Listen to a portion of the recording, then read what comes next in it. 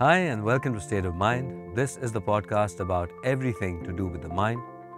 I'm Dr. Shyam Bhat, and I want to begin today by recounting an old Sufi story.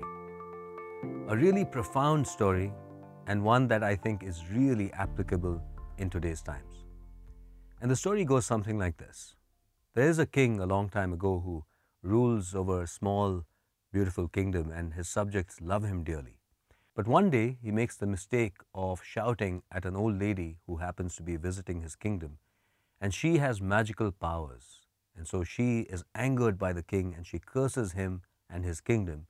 And she says that from this hour on, the water in this kingdom is going to be cursed so that anyone who drinks that water is going to turn mad. They're going to become insane. Now the king in his wisdom gets water for himself from a neighboring kingdom, and he watches as all his subjects drink that water, and one by one they all become insane.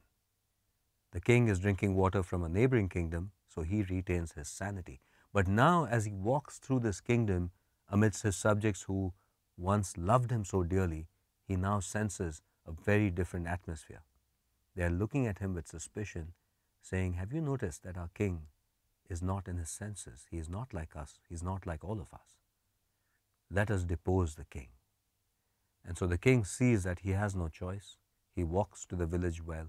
He drinks from that tainted, cursed water, becomes insane, and he turns to his subjects who recognize now that their king is like them. And they say, "Our king is back. Long live the king." Now, this ancient story is profound on so many different levels. Firstly, it is a metaphor for the world we live in. Because look at the statistics and you will see that stress, anxiety, and depression are not uncommon anymore. In fact, it is the new normal. If you're living in a city anywhere in the world, it's very likely that you're suffering from either stress, anxiety, or depression. Across the world, we are seeing that emotional anguish is increasing. Suicide, which is basically the end of someone's life because of their own emotional anguish, has become the leading cause of death amongst young people in India and worldwide. We see that relationships are suffering. We see there's an epidemic of isolation and loneliness, of substance abuse and of meaninglessness in this world. And so it is a rare person who says that they are feeling contented, happy, satisfied, and with plenty of love and laughter in their lives. That is how we should live, but that is not how the bulk of society is living. 20 years ago when I started off in psychiatry, I saw the problem of stress, anxiety, or depression, as most people still do, I think, as largely an individual's problem. What was going wrong in this person's life? What was happening in their work or in their love life? What was their childhood like? What were their parents like? And so on and so forth. Now, I'm not saying that none of that is relevant, but I am saying that over the years, I've started to also see that the individual is a victim of the society that they live in. We live in a world where normal is not healthy, where normal is indeed insane, normal is stress, anxiety, and depression. And so this individual who's living in today's insane world will probably far more likely suffer from this than in previous generations. So that story is certainly a metaphor for the fact that the normal in society today is clearly not healthy. But there's a deeper meaning to that story. Just like that king who was compelled to drink the water of madness because the new normal is that madness, many of us cannot live healthy lives because the unhealthy way is the new normal. To check out of this world, this toxic world, can be seen as abnormal.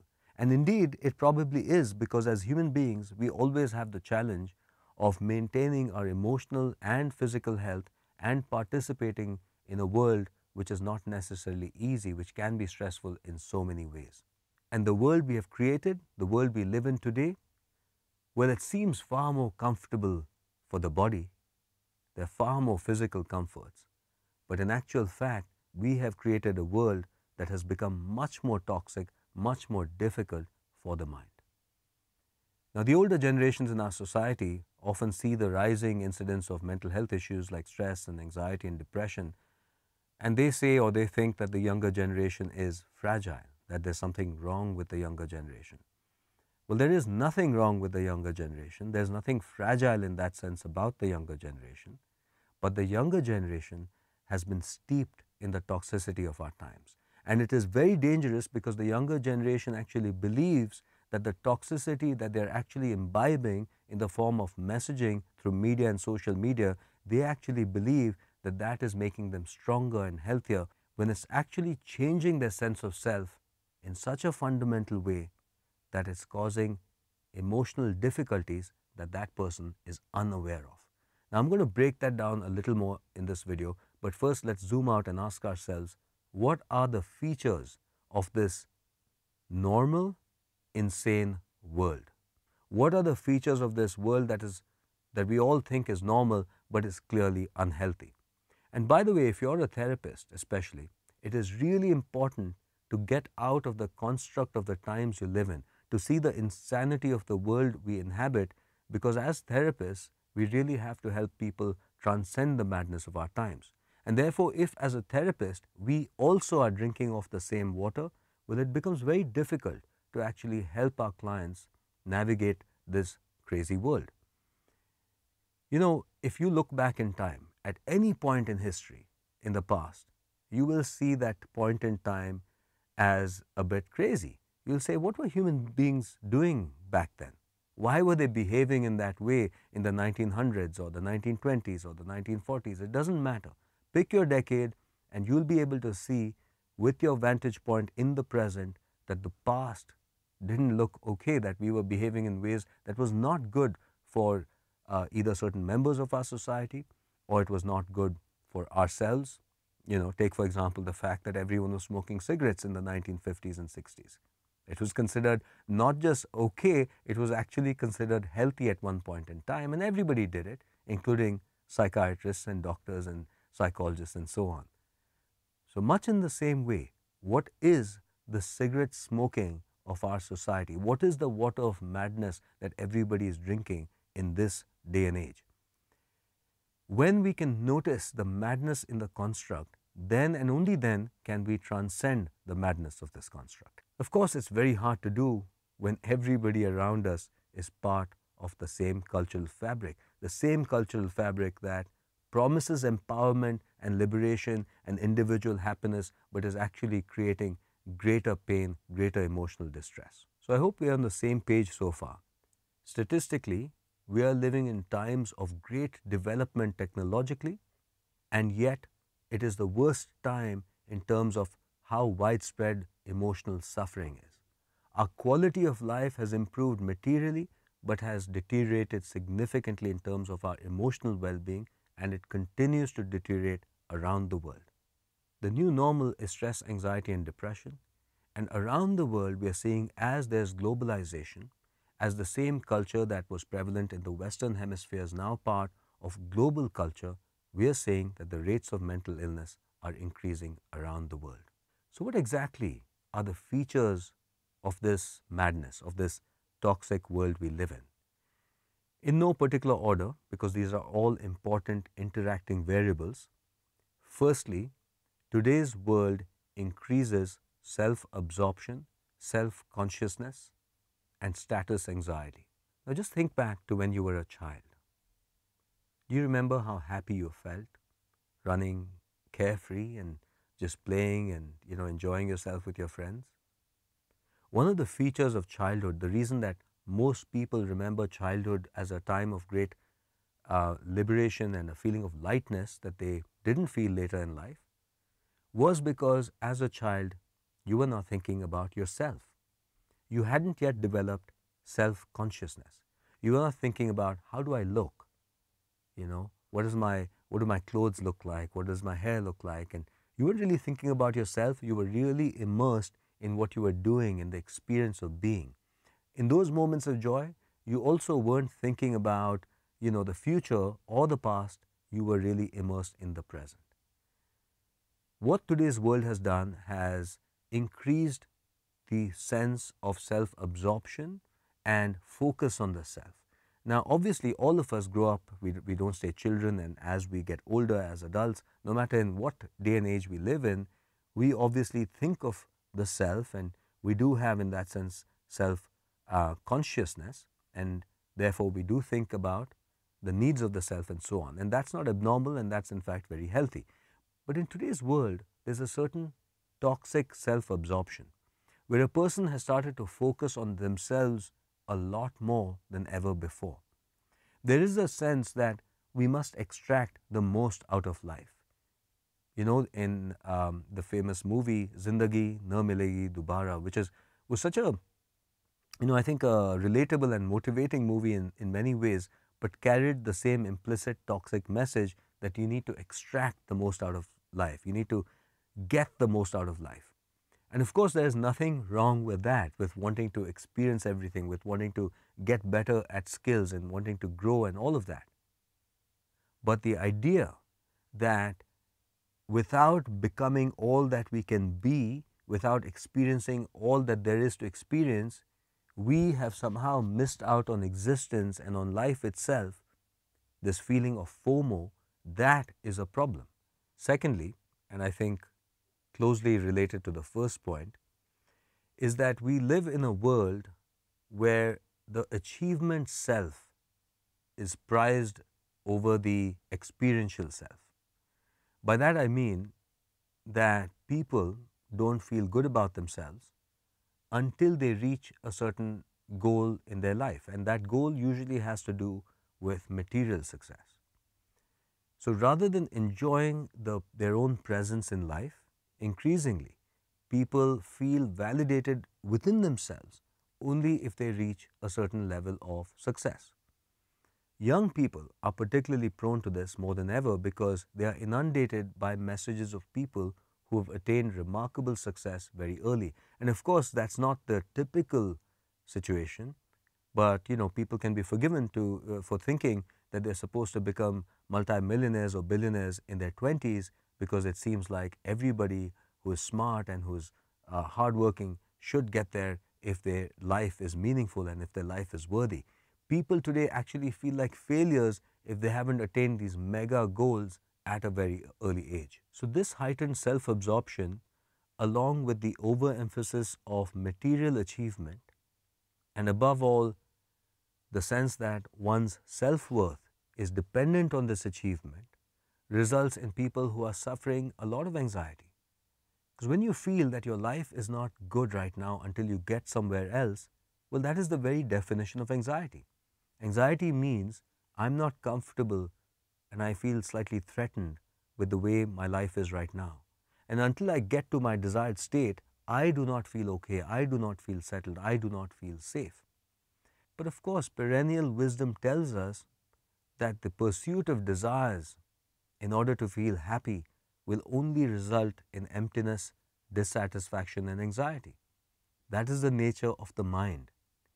If we believe that our sense of self, our self-worth is not okay until we achieve something, well, consider what happens. We wait in anticipation, we feel anxious. Of course, it may make us work hard, and that's the good part of it, but we are plagued with anxiety and we're not feeling great about our life, right? We are kind of holding our breath, and then we get what we desire, and then you find that maybe you're elated for a while, but that elation fades. We become used to what we have achieved and we set a new target to achieve. We become bored or used to what we have achieved, or if we are not bored or used to what we have achieved, then we are anxious again about losing what we have achieved. So framing the world like this, where the sense of self is contingent on achievement and a mindset that is amplified by social media, the media, and this materialistic culture we live in, is madness. It makes us live life waiting to get somewhere and then really not finding that there's any final relaxed resting place in life where we can actually feel the sense of joy and contentment and happiness, which should be the way we get to live every day. It is a form of madness to not allow ourselves to be happy through the journey of life and to live a life where our happiness, our sense of contentment, and above all, our sense of okayness with the self is dependent on achieving outcomes, and outcomes that are not going to last, and off we go into another chase that is propelled by desire and only to result again in disappointment and dissatisfaction. Another sign of the madness of our times is the creation of a world where it has become more and more difficult to tolerate frustration. Consider that we are now living in a world where all the technology you interact with is designed to give you immediate gratification. You're not going to wait around for an app that even takes a couple of seconds to load. So consider that if you're young and this is the only world you've been exposed to technologically, which means, and considering that we spend, more and more time online, that means much of our life is spent with interaction with technology that is designed to give us what we want at the press of a button, at our fingertips. What this technology has made us forget is that existence outside technology does not work that way. The world is not designed to give us what we want at the press of a button. It's not designed to give us what we want immediately. And so this interaction with technology has created a culture of decreased frustration tolerance, where people want immediate gratification and are frustrated when things don't go their way. This decrease in frustration tolerance has obviously a lot of downstream problems. It can create a tendency towards substance abuse. It obviously will make relationships difficult because tolerating frustration and having greater patience is really necessary in negotiating interpersonal relationships. And of course, it increases the tendency for stress, anxiety, and depression, because this expectation that we will not be frustrated, that we will get what we want when we desire it, well, that kind of mindset is obviously going to create a lot of disappointment and frustration in a world outside technology, which is not designed to give you what we want at the press of a button. Another strange feature of this world is the emphasis on the external rather than the internal, on the visual rather than the felt, on the logical rather than the intuitive, on the material rather than the non-material and spiritual. We live in a world where clearly the external is validated more. Things like how people look, what clothes they wear, what does their material success look like, how happy do they look on Instagram versus how they actually feel. And then when you look at interpersonal relationships, you start seeing that we are again emphasizing the superficial and the external rather than real, authentic, internal stuff. For example, there's such an emphasis today on language rather than the reality of emotion. We talk about how to say I love you rather than to actually act as if you love each other. We police language more than we police behavior. We are looking at how people talk about things more than how they really are in this world.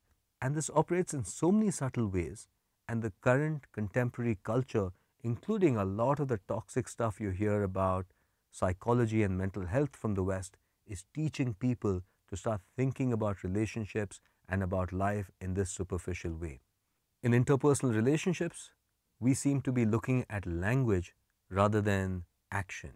We are policing things like how we communicate and the words we use rather than looking at how a person actually feels and how they actually behave and how they actually really are.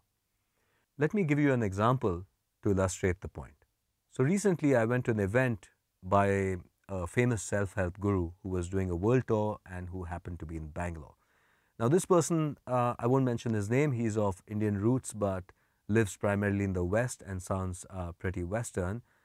So he was in Bangalore and he was doing this event where he was talking to people, and I had gone there because I really wanted to, understand sort of the appeal, which wasn't very clear to me. So I was sitting in the audience and watching the show, and at one particular critical juncture in the show, the self-help guru asked a volunteer to come on stage to illustrate a powerful point he was making. And he asked this young man, who was in his 20s, when was the last time you said, I love you, to your father? I just want you to keep in mind that this is India. Here's a 20-something-year-old gentleman who lives in Bangalore. As it turned out, his father was from the north of India, somewhere in UP, and ran a clothing store in a small town. And of course, he told the self help guru, I haven't ever told my father or my mother, I love you. And frankly, 99% of people in that audience would probably have said the same thing, because in our culture, we don't, at least until recently, we don't tell our parents, I love you. And that didn't mean that we love them any less. It was just our culture where we didn't articulate it in the way that the Western person did. Well, anyway, the self help guru was keen to educate the native masses about the importance of saying, I love you to their parents. And so he asked this person to call his father on speakerphone so everybody could listen to this conversation. And his father, who I think was closing up shop, it was late evening, gets this call. Now, just put yourself in the situation of this father. This young man, at the urging of the self-help guru, is calling the father and he says, Papa, मैं आपसे कुछ कहना चाहता हूँ. And the father was already a little perturbed because, this is unprecedented. And the son then says, Papa, मैं तुमसे बहुत प्यार करता हूँ. The father, I think, almost had a heart attack. He was so shocked by what he was hearing. And you could hear the terror and anxiety in his voice. He said, Beta, aap theek ho? Sab theek hai? I can't hear you. I'm going to call you back. And the son, he was on the line. 10 seconds later, he repeated this couple of times. He says, Papa, main tumse bahut pyar karta hoon. And the father was convinced that his son is either suicidal or in hospital or in some desperate emergency. And when that call finally disconnected, the father said, just give me some time. I'm going to go home and I'm going to call you back. We'll sort things out. Of course, the self-help guru thought that was a grand success and, embraced the man, and there was much tears. In fact, I was also, emotionally a little affected to some extent. There was a certain poignancy to articulating this love that he clearly had for his father. But to me, there was also a certain tragedy about this, wasn't it? Here we had another person from the West trying to teach a rich culture in the East, mind you, who have loved their parents, like I'm sure every culture has, for generation upon generation. And we are suddenly being taught by this person from the West that, hey, no, you've got to say I love you, otherwise your father doesn't know you love them. How ridiculous is that in our culture? When you consider your parents' generation or your grandparents' generation, was there any doubt that you were loved? Or do you think that a culture where they said, I love you every day, don't you think those words faded into insignificance and really didn't mean anything? Don't we think that love is really an action, a continued presence, the way we relate to each other? And above all, don't we think that we had such a rich culture of ties that a father, a mother, and a child and their children could take for granted the fact that they loved each other without having to spell it out, and that too guided by people from the West who are imposing a way of thinking about the self, about relationships, about life in a way that is deeply, deeply toxic. So we are definitely living in a world of madness where the external, the superficial, the logical is so much more prized than what is really, really important, which is the felt, the intuitive, the real feeling and action, the authentic state of being, rather than all of these superficialities.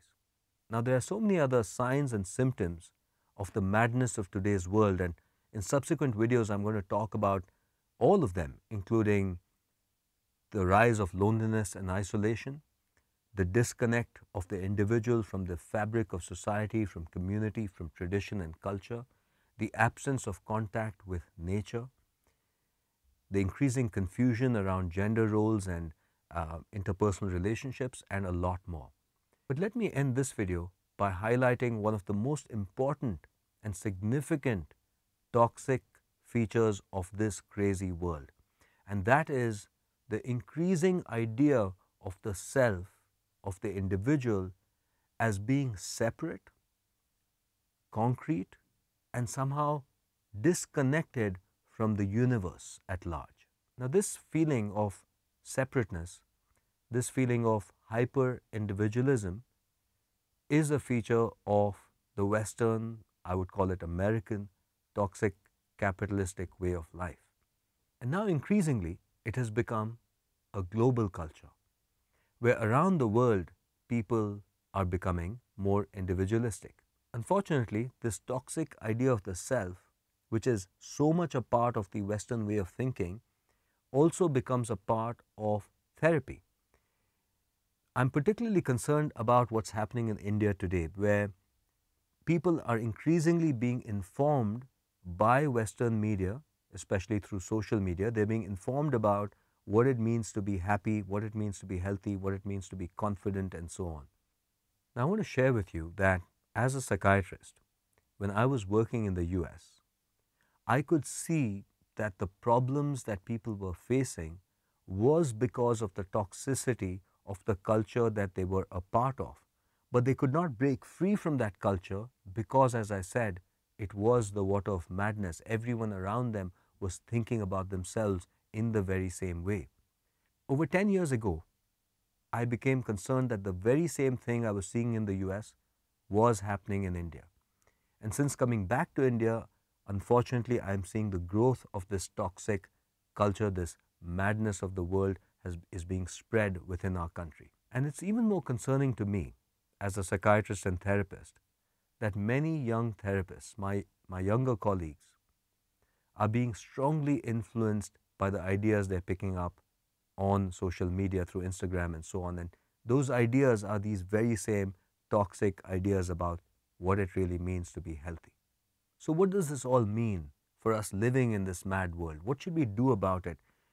What should we do about it as people living and engaging in this world? And if you're a therapist, what should you do about it as a member of a community that is shaping the way people think about themselves, the way they think about happiness and meaning?